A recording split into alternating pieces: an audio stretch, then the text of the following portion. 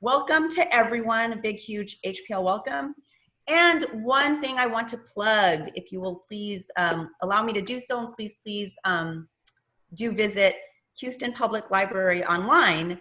So if you go to houstonlibrary.org and /summer, our summer reading program for everyone, I want to say, for kids all the way up. I'm going to turn this program over to Fran Sanders. Hi, everyone. It's great to have all of you here. I want to give a great big thanks to the library.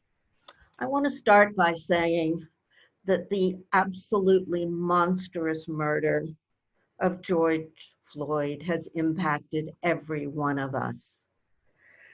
Black Lives Matter, no justice, no peace. These are not just slogans, they're the truth. This is a time when we can all listen and learn and do what our better selves tell us. So I hope all of you will do something, will take action at this time. Today, we're hearing from 4 featured poets reading in 2 rounds. Between each round, we have an open mic, and everyone is welcome to participate in that open mic by doing 1 poem. You can find out more about public poetry and what we're doing by going to our website, publicpoetry.net. We would love for you to join us as a member, and you can do that from our website, publicpoetry.net. I think it would be appropriate for us to observe 8 minutes and 46 seconds of silence. So, having said that, Leela Merrill will now introduce the first of our featured poets. Hi, everybody. Our first poet today is Natasha Carrizosa, who goes by Natty.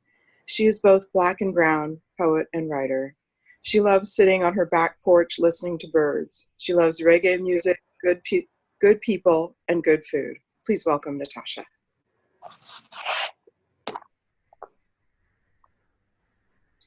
Good afternoon, everyone. I am happy to be here. I hope everyone is well. Can everybody hear me? Am I okay? Yep. Okay. Well. Yes. Greg, I want one of those cookies you were eating. It was rye bread. Oh, I thought it was a cookie. Nice.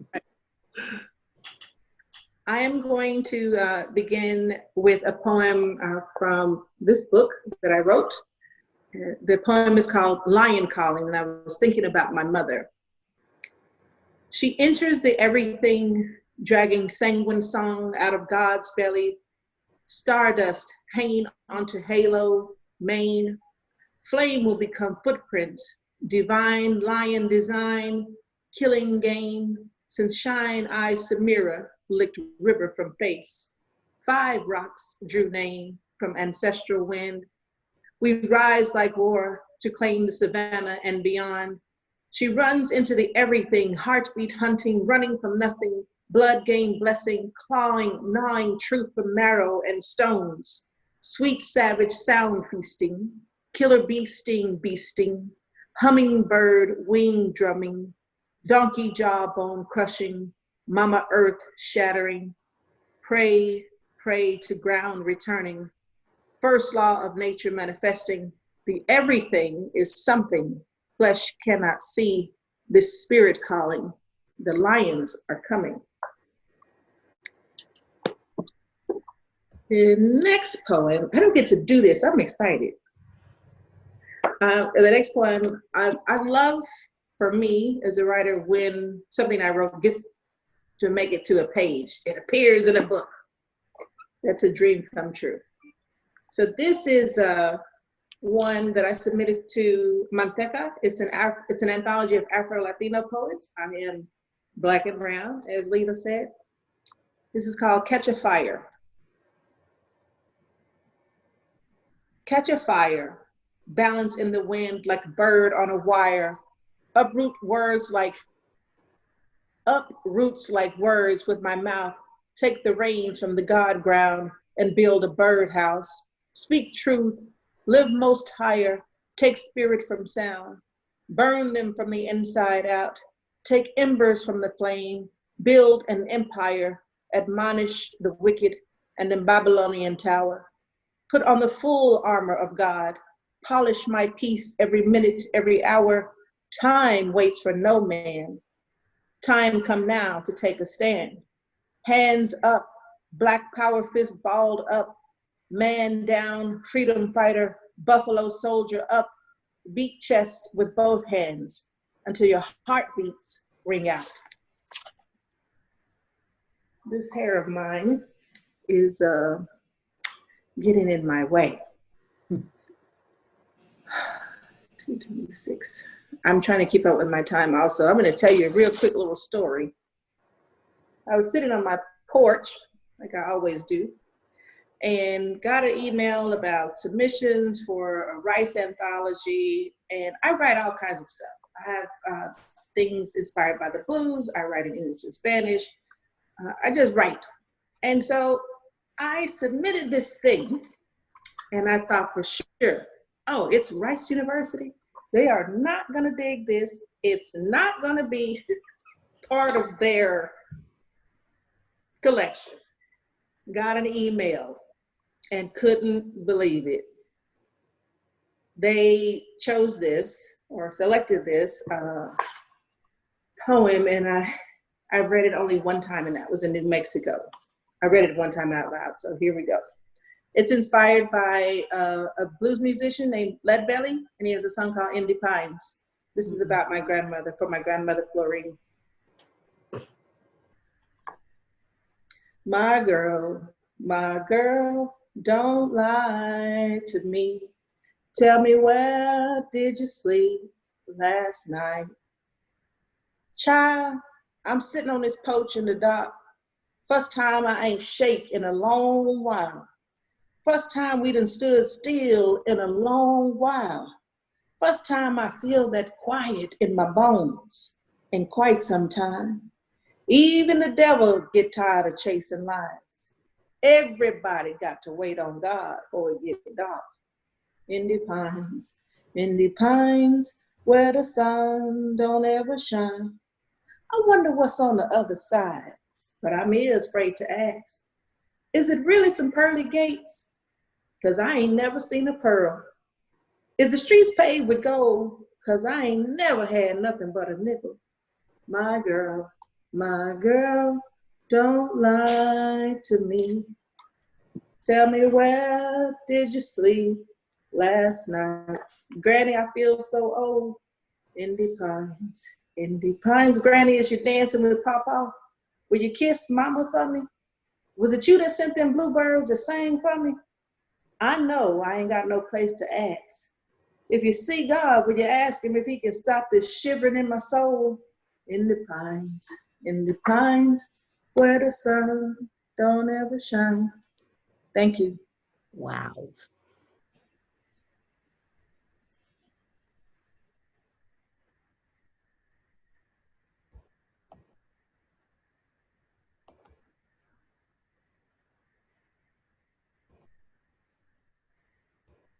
Leela, can you introduce the next poet? Yes, I'm unmuting myself. Okay, I'm unmuted. This is good. So our next poet, Brian McMasters, is an internationally published poet out of Pasadena, Texas. His work has been published in the City of Houston's website, Ireland's HCE Review, Peculiar Journal, Sheila Na Gig Journal, Moontide Press, Allegory Ridge, the San Antonio Review, and a forthcoming work will appear in Show Bear Family Circus. Please welcome Ryan McMasters. Hello. Thank you for this opportunity, and thank you for joining in. I'm just gonna come right out with it. My dad passed away in early April, and in order for me to process, I wrote a lot of poems about it because it was the one aspect of control. It's one of the few aspects of control that I had. So the first poem I'm gonna write, or the first poem that I'm gonna read, is after the title of the collection, and it's called Dead Dad Club. Dead Dad Club after Chris Hardwick. I unfolded my dad's obituary, my ID to gain entrance into the place. There are people playing catch everywhere. If you didn't know how to ride a bike, all the members combine. Optimus Prime style, hold onto you like your dad can't now. They won't let go until you say so. Everybody wears their dad's leftover clothes. Men and women alike wear braided belts, high socks, cargo shorts, and some kind of shirt with a pocket. Nobody touch the thermostat, or all the dead dad ghosts will billow up from the ground and tell us to turn it back down. Everybody shares how they bought groceries. With the most coupons, we work out by stretching $1. People role play, pretend they're the other members' dads saying the things they never got to before they left. We say I love you like the phrase is immortal, even when we too have an expiration date. We say it before we leave, and before that, and before that. We become the chosen family that we need to survive. We went to Lowe's, compared prices on swatches collectively painted over the memories that finally gave us closure, or glossed over the experiences that were too hard to power. We play zone defense. The men show each other how to shave their faces. The ladies show each other how to shave their legs. The drag queens show us how to shave everything and turn it into performance art. They could have all known this all their lives, but a bond is a bond. We community organize a recycling drive. We recognize the concept of reduce, reuse, recycle. Reduce shame and the regret, talking through our generational traumas. Reuse the lessons our fathers taught us and instill the ones they never did. Recycle every good memory we ever had, make sure they stay alive in us. This is how we get closure outside of a coffin lid or a cremation jar. We end the meetings on a cloying note by sharing the best dad jokes we discovered over the week. We recognize that groaning is better than crying. We say, I love you, again. We hug like they will come back from the long drive, or from that day at work, or the hospital, or the hospital, or the hospital, or the hospital. And we will see them face to face. But we drive home, look at ourselves in the mirror, understand that seeing half of him is better than seeing nothing. Wow. All right. So here's something that I don't really hear about in most poems. So here we go. It's called Grief Treasure. Actually, course correct. It's called Convenience Remorse. Candles can be lit in my house now.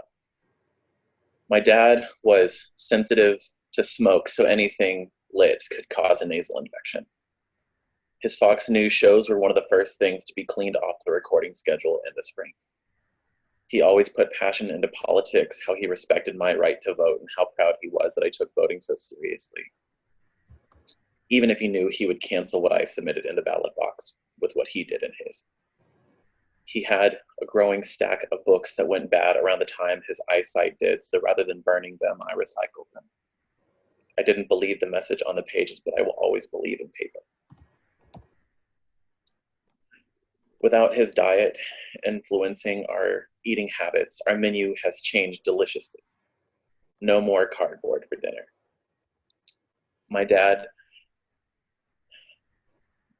has a computer room with store-housed papers dating back 20 plus years.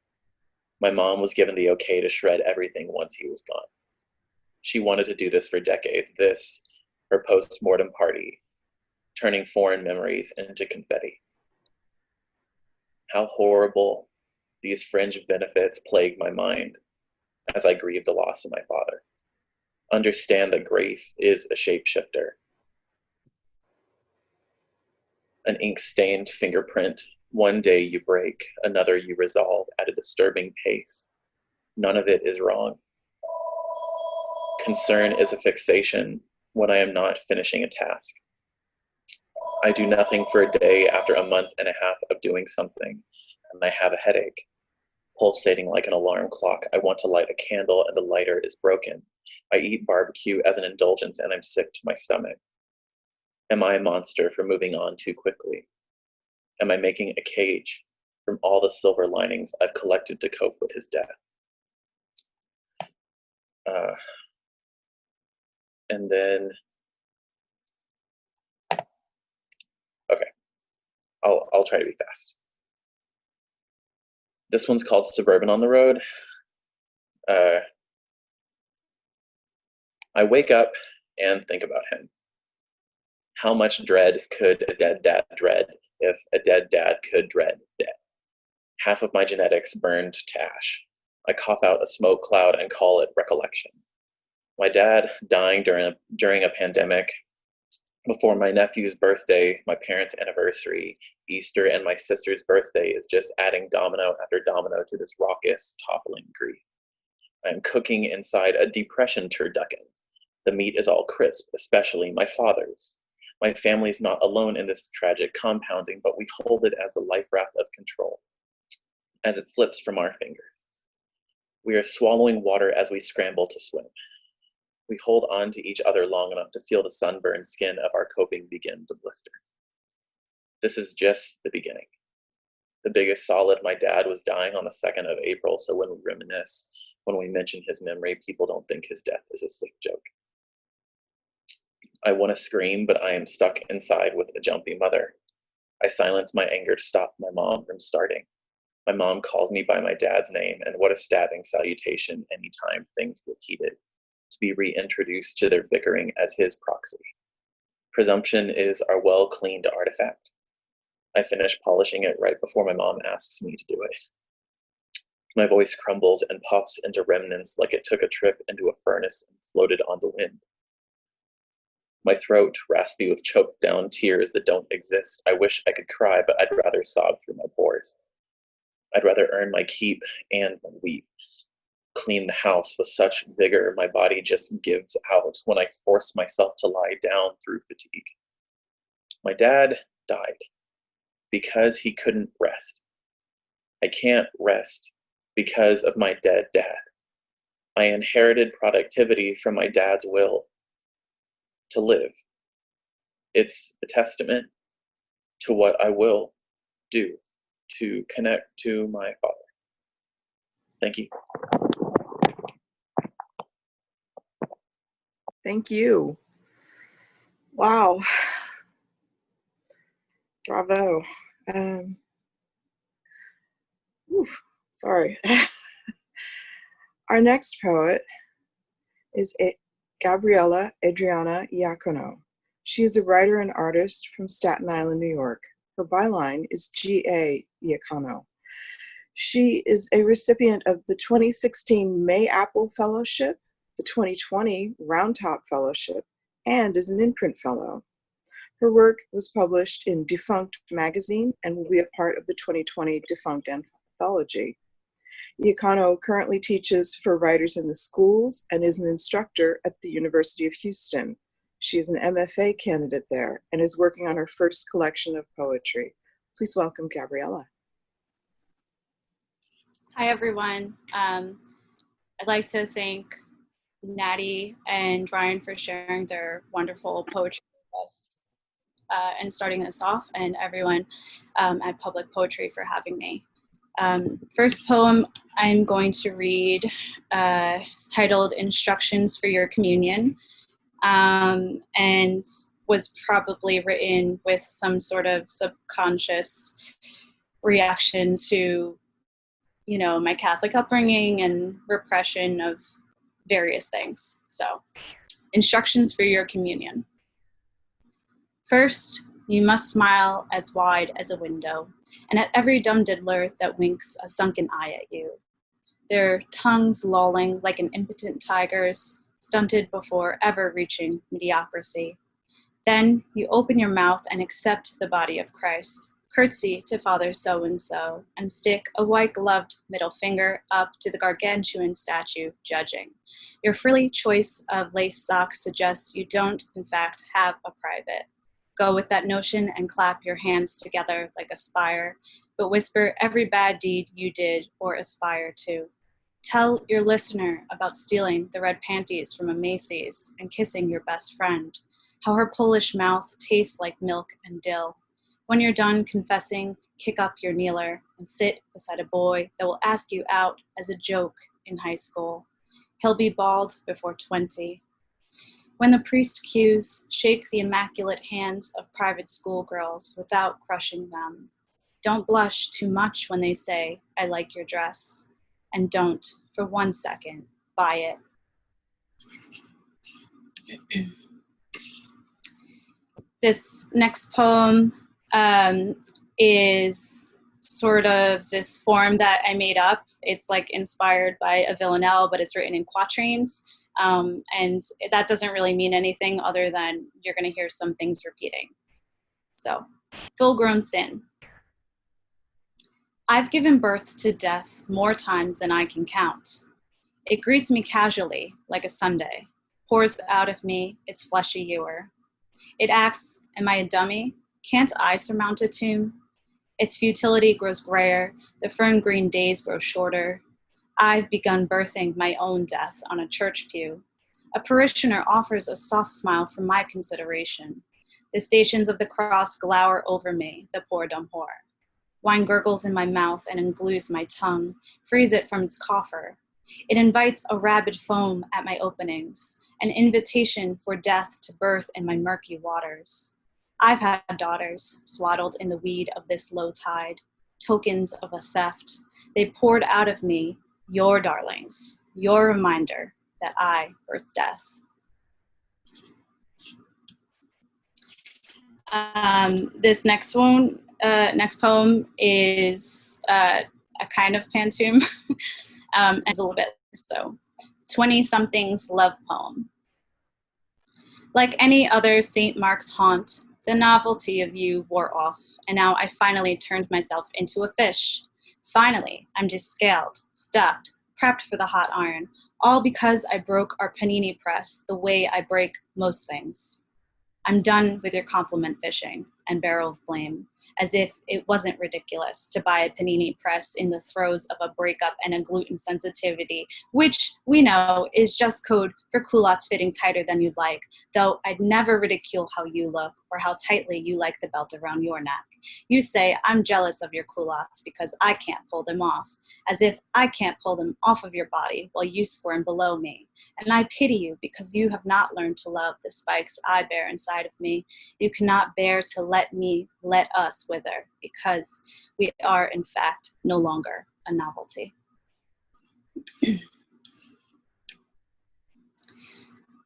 This next poem is forthcoming in the Defunct Anthology, and it's titled Because I Economized My Relationship.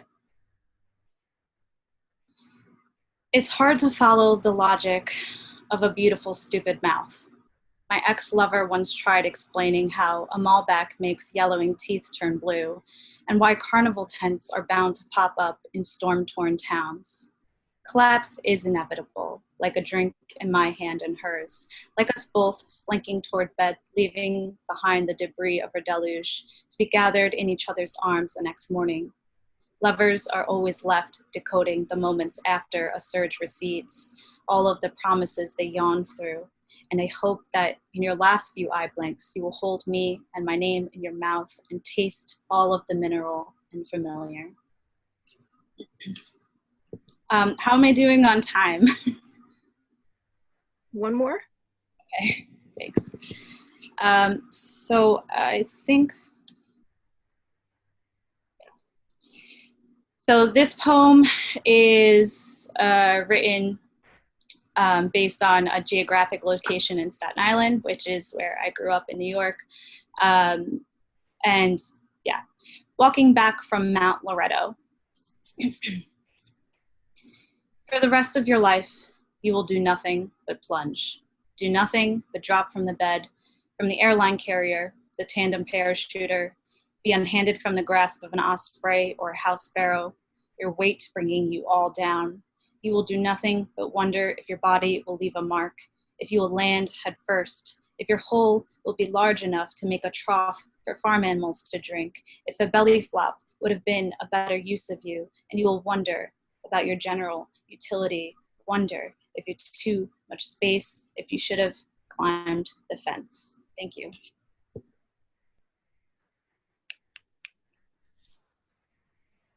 Thank you. Our next poet is Yolanda Movsesian. She is an Armenian born in Iran who has lived most of her life in Houston. She wrote her first poem in Farsi when she was 8. She has raised, 3 children. She writes poetry and prose. She enjoys drawing and photography. Please welcome Yolanda.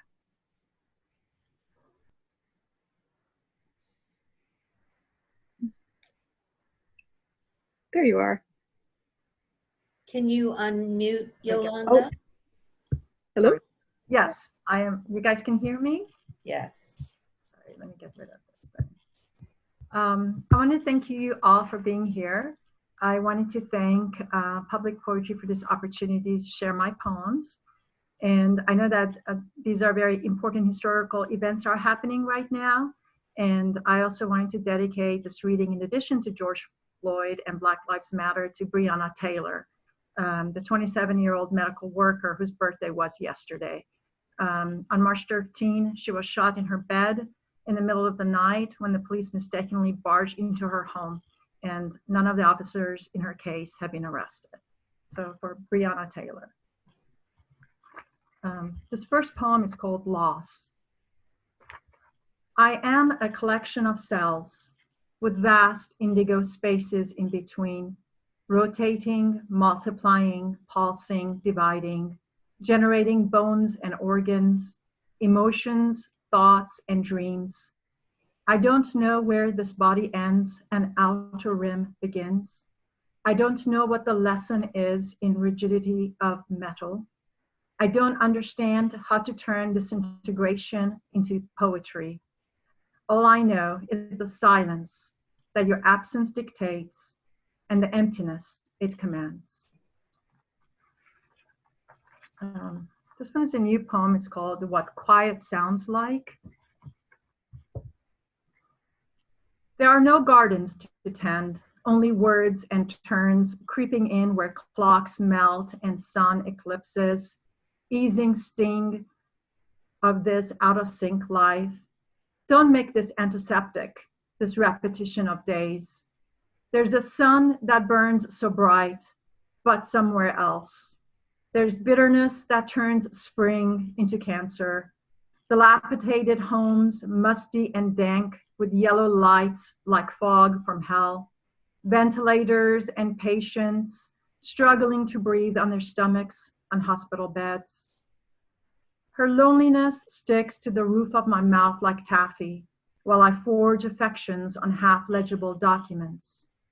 Tracing my fingers along outline of her faded daguerreotype, I want to feel the pulse of what could have been.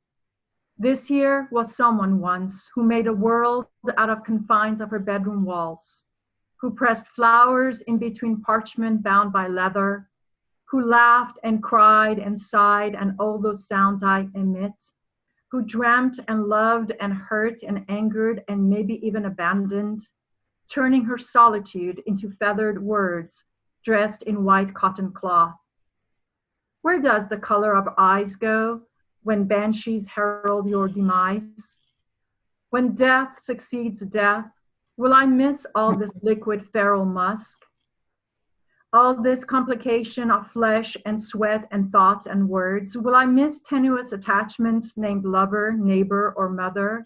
Wrestling with earthworms and doodlebugs for my share of dirt? Will I miss the sound of trains' whistle competing with thunder overhead? Smell of wet brick tells of rainstorms not too far away. I cannot change this ache I was born with, or who I become at the center of pendulum of fire.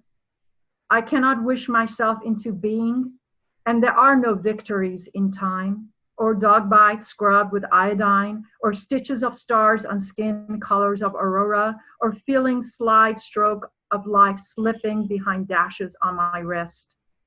With one more tired gesture, I swat Emily's dirty fly, and for now, days return with all their cheap goodbyes.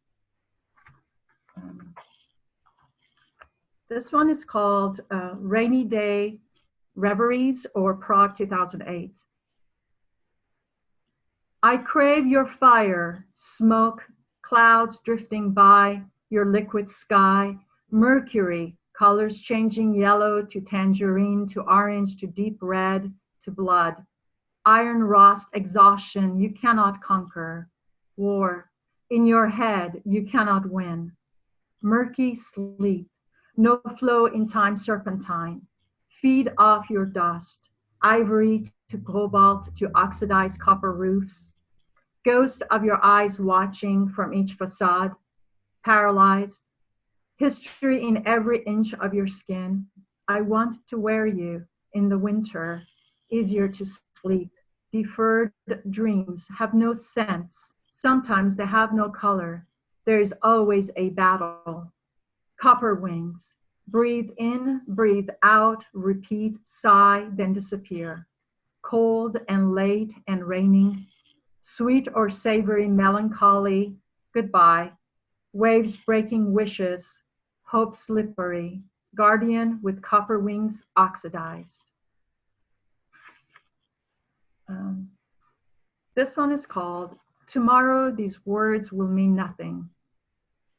Tell me, which way does life work when early in the morning, steam rising from cup of hot liquid, I sit and watch in awe of the fog.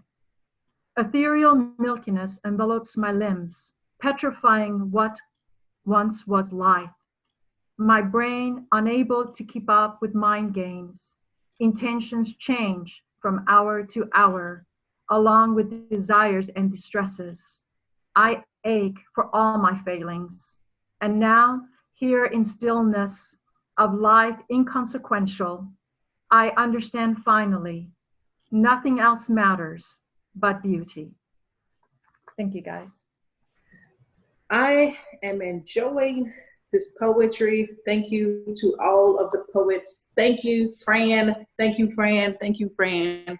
Thank you, Public Poetry. Thank you, Houston Public Library. This poem is called ABC Me. There are two list poems that I admire, one by Joaquin Zihuatanejo, and it's called Final Exam for My Father. The other is Rum and Pepper Sauce by Giselle Robinson. I said, if I ever did a list poem, I'd like to play with the ABCs, and this is that. Even when I was starving, I was eating. Inhaling words like a kid with a lunch card, like this is a meal I might miss, like I better eat up because life be hard, like a kid sucks up alphabet soup, I sucked up A, brown girl with good hair and pretty skin I didn't know how to live in. B, in the second grade, combing my brother's hair on Fairmont Street, get him ready for a day without me, walk him to school and back. Before my bus came for me, I had grown woman responsibilities. See, I knew struggle on a first name basis. The word class is segregation, 11 letters to kill a nation. Before I turned 11, I was D, divided, taken from my people and put on a bus, shipped to manifest destined E as an empty, as an everything that looked like me. Elena, my black girl, my mama, F, full of her struggle, grown men touched her and she made sure they would never touch me. G, gangster, God, good, greatest to ever live, good thing that loved me. She say the best thing in her is me. Me is on the back porch, porch monkey. Monkey be climbing these white people hills like a black spider, they called her. Me is sacred geometry. Me is nothing without her. Me is nothing they can kill. Me is alphabet street. Me is Prince. I'm going down. Me is anything I want to be. Sometimes the king is a woman, someone once said. Me is a few fish and a few loaves of bread. Me is H, heaven when I'm walking, hoodie and some Skittles when I Trayvon Martin. Grow a garden when I Eric Gardner.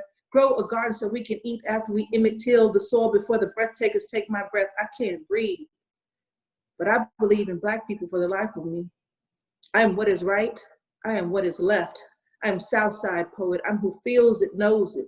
This is me, eating words in the dark like a white man's past. This is for the letter I, as in God, I trust no, and trouble don't last, as in I will live, I will last, I will write because I must, because I am sacrifice.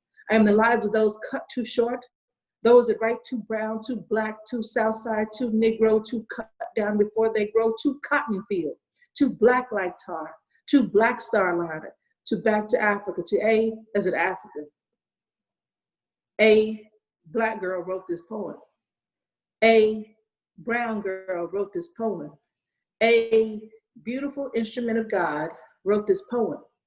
I am too full to fill in the blanks. B, they don't shoot no blanks. B, Black Lives Matter. Black Lives Matter. Black Lives Matter. Be writing my story, our story, because we matter. See, because I was a Black brown girl from the South Side, and they told me I didn't matter. Showed me I didn't matter. But I look like my mama now. Them is my cousins and brothers now. My aunties and sisters now. My people are divine strugglers, educated hustlers. See, cold-blooded conquerors, and see, they matter to me. They, we, I matter to me. They, we, I matter to me. I matter to me. I matter to me. This is the last one I'm going to read. Thank you very much. I'm not even going to read this entire piece because this one took a lot out of me. It's called Black Irony.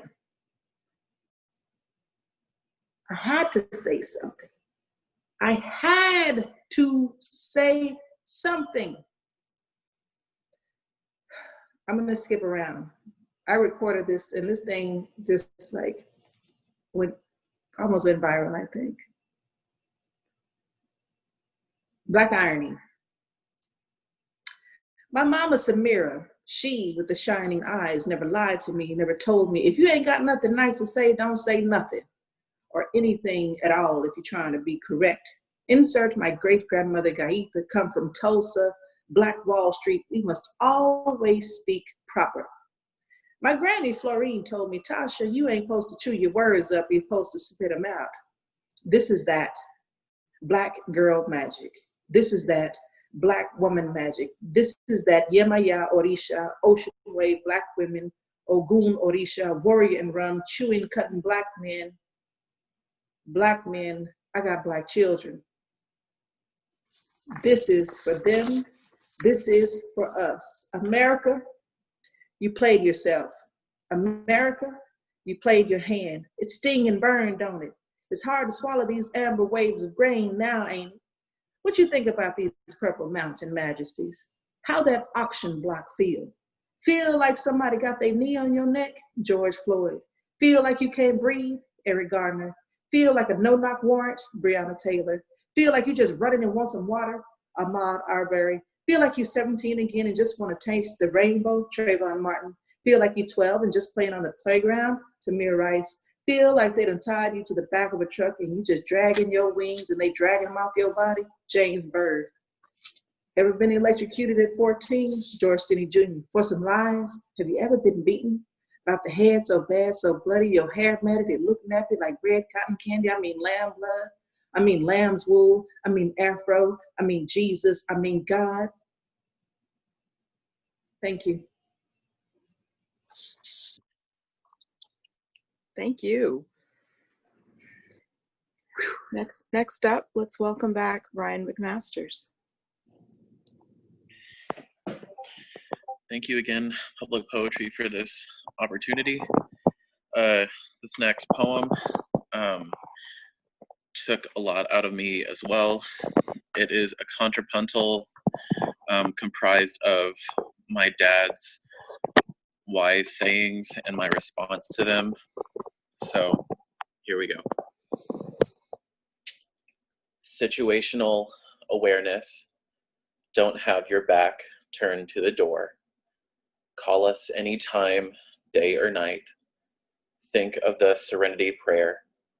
It is what it is. Don't leave without saying I love you.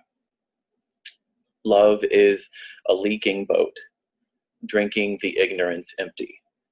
Open a dagger's makeshift sheath, twisted like a knob. Knock on the receiver, my son. My heart will crack the sun like an egg. You have afforded the gift that will not cure your death. Burns from the inside out all that I have yet to show. Me, even if the flat line says it louder. Together.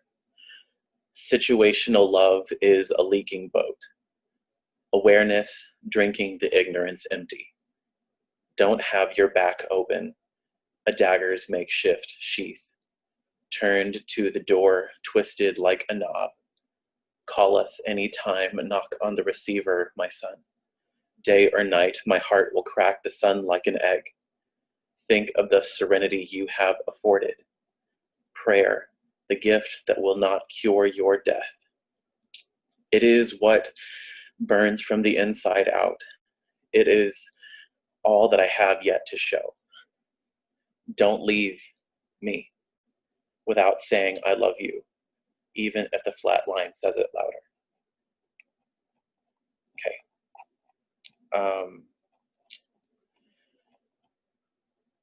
The next one is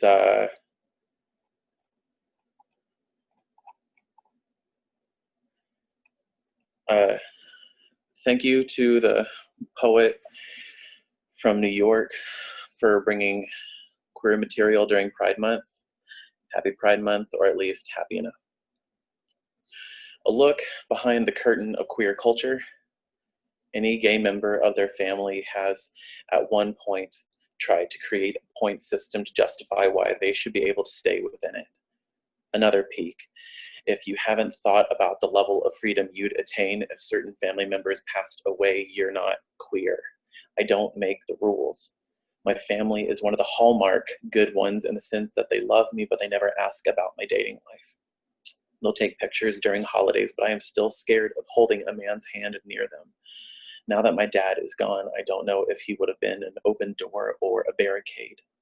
All my dad ever wanted was for me to be happy, and I don't know if this aspect of my life is included in the bulk deal acceptance. I never will. There are men that asked me about how my dad was doing in the hospital, men that would check to make sure I was okay while his health went south, men to coach me through grief, and I don't know if these humanizing acts of compassion would have been enough to let them gain entrance into my family's good graces. My dad walked my sisters down the aisle. He never got to see me believe in love. I was the good child he loved but never saw. 31 and I exist in fear and mounting rebellion. I don't desert but leave and solidify boundaries. Some will see me as callous and cold for even having this thought process. Those very same people will make their kids homeless for wanting to be themselves. I have cleaned and organized so many sections of my house. The driveway, the shed, the shelves, the pantry, and wouldn't you know, they're all just storage areas, permutations of closets I've never stayed in. I cross-reference the lessons of repression like it's been my job my entire life. I want to live. Done. Honestly, end sentence. My dad wanted me to be better than he was. What if that meant happier? What if he was going to be the one to not agree but mind his business? What if I laughed louder than ever before because a man was by my side treating me with respect, and his urn riveled open like a genie, and he just said in an ashy, raspy, affirming voice, "Your wish is granted. My dream is realized. I've finished my business here."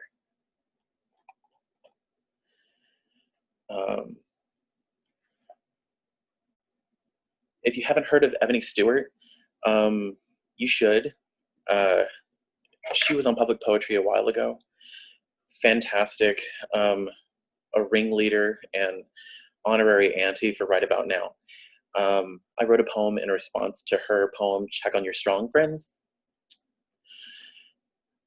On the month anniversary of my father's passing, my sister gave me my father's ashes.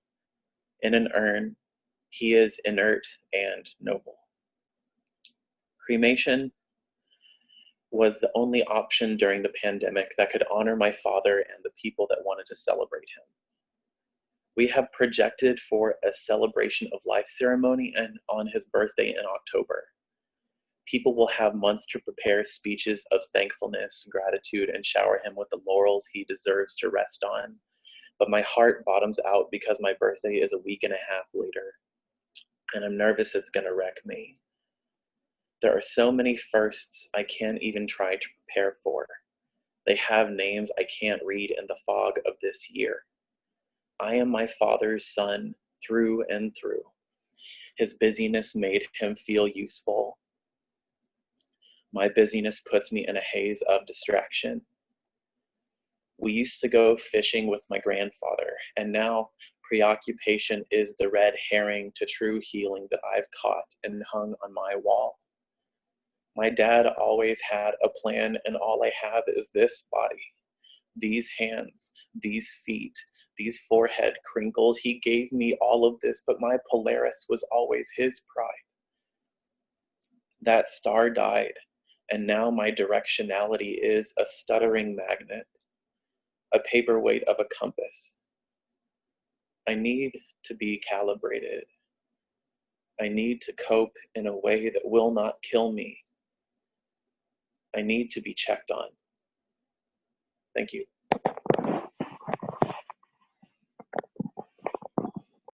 Wow, thank you. Next up, let's welcome back Gabriella. Hi, everyone. Okay, so the next poem I'm going to read is titled Orbach Lake, High Rock Park. It's in 3 sections. 1. Where you can run down a sunlit yellow path and peregrines may dart towards your heads and pretty necks, and the urban park ranger can't be bothered for a bandage. Here, your foot feels leaden on them. I found the birds tend to throb and crunch like any other ordinary bottle, and they spread nicely as mulch. You can hold their dust in your mittenless hands and use them to soak up your vomit. You could walk until your legs are hour chewed gum and stretched long. 2. Public parks are where droopy-eyed friends like cartoon dogs speak droopy-mouthed talk. This is where tongues grow too big for the big mouths. This is where I can carve a pink smile into white knuckles, where juveniles can lie on wet sand and feel for the fray of a denim skirt, where skin on skin is like maple syrup, where apples become viscid flavor bombs. 3. I like parks with bodies of water and signs listing rules and regulations for water, not to be used for cleaning, not to be swam in, but fishing is okay, where paddle boards need permits for her sea in the ground of a dirt floor forest, a creek that curves like an aquiline nose. This next poem is titled Cabin Shock. O brother, where art thou, thigh and bone you drive for? Where art thou, hard consonant sounds cut up to your gut, held together by a pin? Click and unclicking, a phantom into your mouth each time you tell and retell an 18-wheeler plowing ahead, full speed, full drunk, and you were going to quit that day, a body quit. I, your new sister, am staring into your skull, a keloid fashioned by grafting itself into a bubble. Oh brother, where art thou, soft hisses? Soft as sun, shine, eternal unscratched cornea, soft as side, snap, struck, jam, jolt, cells, city, fleeting so quickly, soft, then solid. Oh brother, you say it is so simple to see an ache, one flesh-colored. You say we should talk to our throb as friends to learn its name and tame and tame. The next poem I'm going to read is titled The New Babel. Hunger is a black hole of disaster that numbs our mouths. Our mouths distort in shape, our mouths valley and swallow bricks the size of people. Language stretches disaster from an old rib. Wind whips through a town of sheets drying in the open air. It whips the stretch from our mouths. It waves a rib in its hand as a neighbor does a broom at the children. You see the words of lovers clatter like the tower that stands in the way. The teeth of the wash line mirror are crooked like the smile of a baffled neighbor, a smile that shrugs with its nod. We are left with this hunger for one another. We are left with the hunger to reach out towards the other, with the wind that drives our bows to knock gently against the window. The disaster will die out eventually. The gales will quiet to a chuckle. Our tongues will unwind until we are naked with nothing but words to gnaw on. And I'd just like to use the remaining amount of time I have to suggest some organizations for today's listeners to donate to in the memory of Tony McDade and Nina Pop. These are organizations and collaboratives that support Black, trans, and non-binary folks. So the list is as follows. The Okra Project, which is based out of New York City. They've created 2 funds that are going to go towards therapy sessions with licensed Black practitioner for trans people, the Sylvia Rivera Law Project, the Marsha P. Johnson Institute, the Black Trans Advocacy Coalition, or BTAC, the Brave Space Alliance, the Emergency Release Fund, which pays bail for trans people, Solutions Not Punishments Collaborative, which is based out of Atlanta. And I would also encourage you to donate to the Montrose Center, which supports queer youth. And I'm just going to type in my link tree so you could have quick links in the chat. Thank you for everyone reading alongside me today, and again to the Public Poetry. Bye. Thank you for your poetry and for that contribution. I hope that helps. One more time, let's welcome back Yolanda. Hi, everyone. Again, thank you so much for listening. This is called Circles. Death knocks on my front door with school bus full of arguments. I ask him to point me to an exit without the trail of blame and damage. Instead, he circles his index finger in the air, rounding out my dreams, pains, and life stories. Circles in the air, circles on the ground, circles etched on my skin. This is how it ends, always in circles. Path to the gallows is not complicated.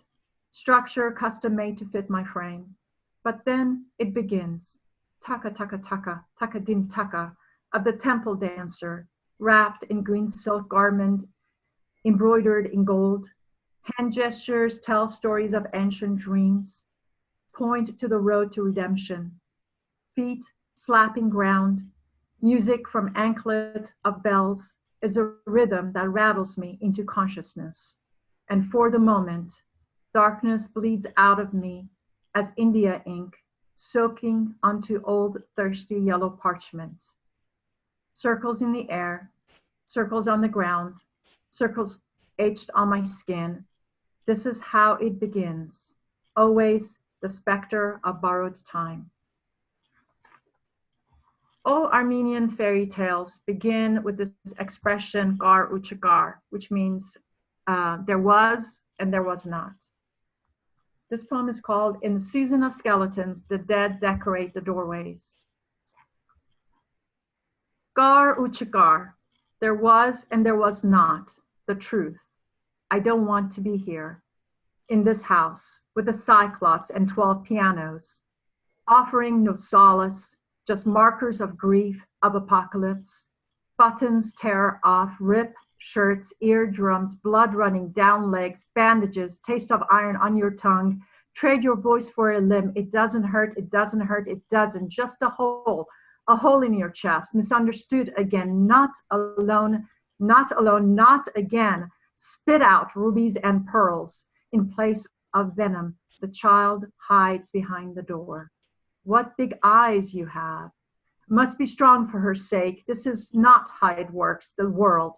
Lost my place again. Step forward, missteps, back, traps, mistakes. Let down your hair. I'm strong as long as you are. The villain. Huff and puff the house. And I crumble. The dead are invisible to me. That is how I know it is not yet time.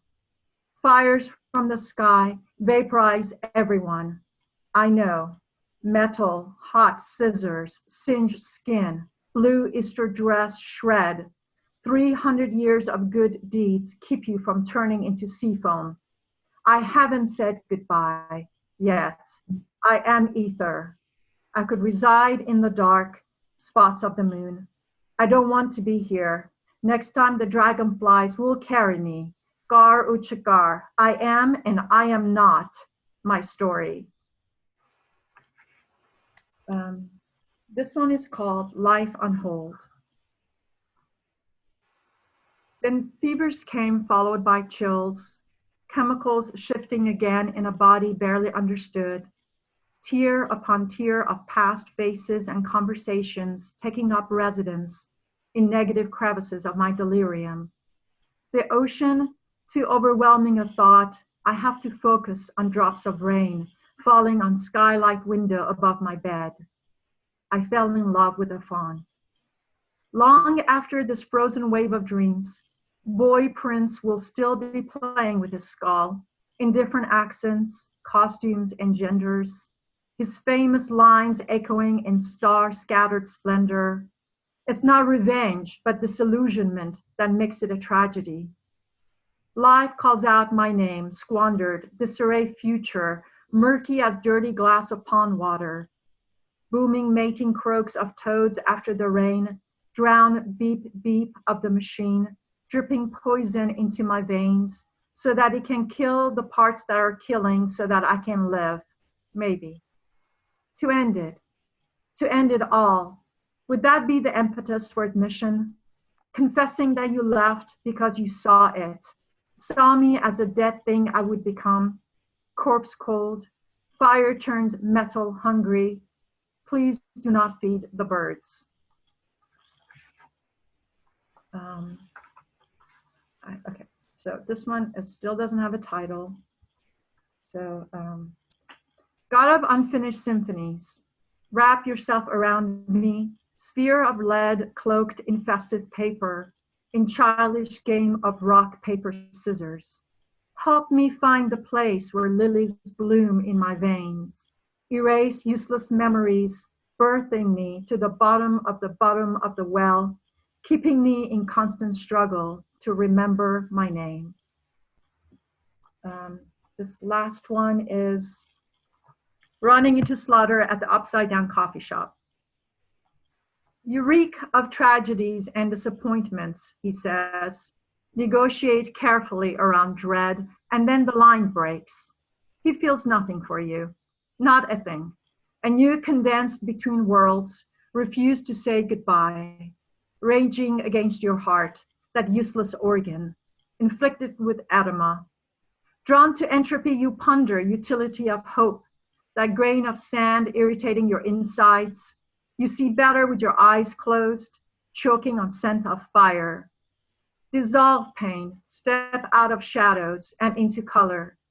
Antidote awaits in a cup of warmth, mixed with oat milk, spiced with gratitude. Thank you, everyone. And again, thank you, Public Poetry, and thank you, everyone, for listening.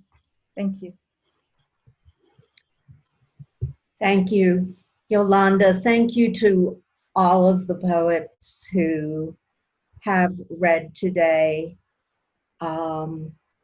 I think this was a really amazing reading, and it's an honor to present all of you. I am going to turn off my screen in a moment and go set a timer.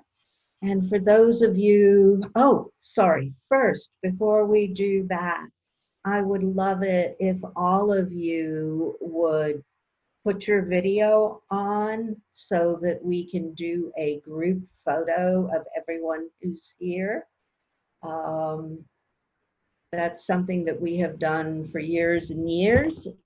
And Carrie, can you let us know when you're ready to take that photo? Carrie? Can Oh. Carrie be unmuted, please, so that Mark, we can't see you, by the way.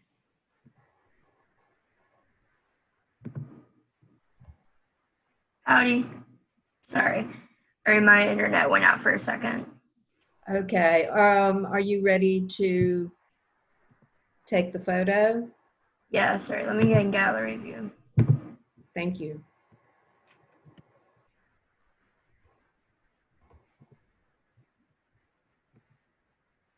Okay, so I have two different views since there are a lot of great people here. So thank you for coming out, everyone.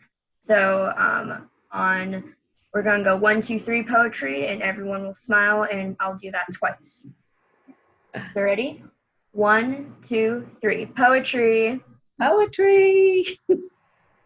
Okay, now let's see if I can get to the other side of this to take one more photo. Okay, 1, 2, 3 poetry. Poetry. Okay, so I have the photos, so now we can do that, and now I believe we can do a moment of silence for George Floyd.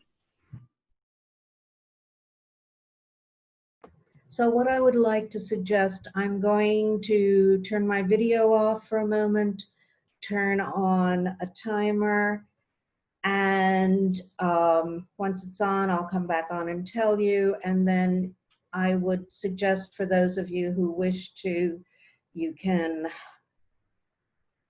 be silent and think about what's been going on for the last 8 minutes and 46 seconds of George Floyd's life and what you are prepared to do about it. So at this point, I'm going to just stop my video and go set the timer, and then I'll be back on as soon as it's ready.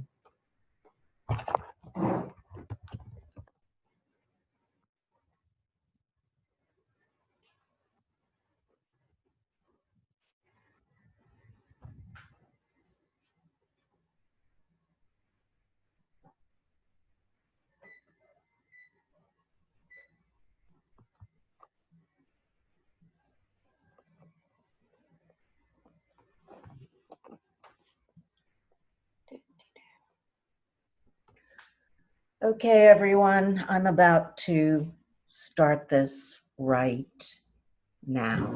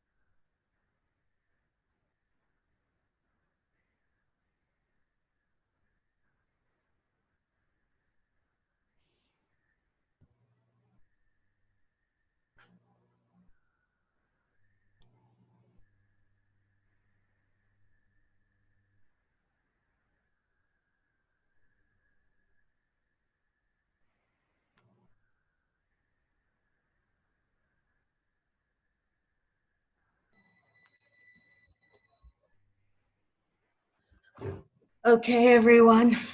Thank you very much for being here today, and hope to see you again first Saturday of the month at 2:00. That's it for now. See you next month. See you next month. Thank you so much, friend. Thank you, everyone. On Thank behalf of you. East Public Library. Bye. Bye. It's been great hearing you all. This was an amazing reading. It was really wonderful. Thank you.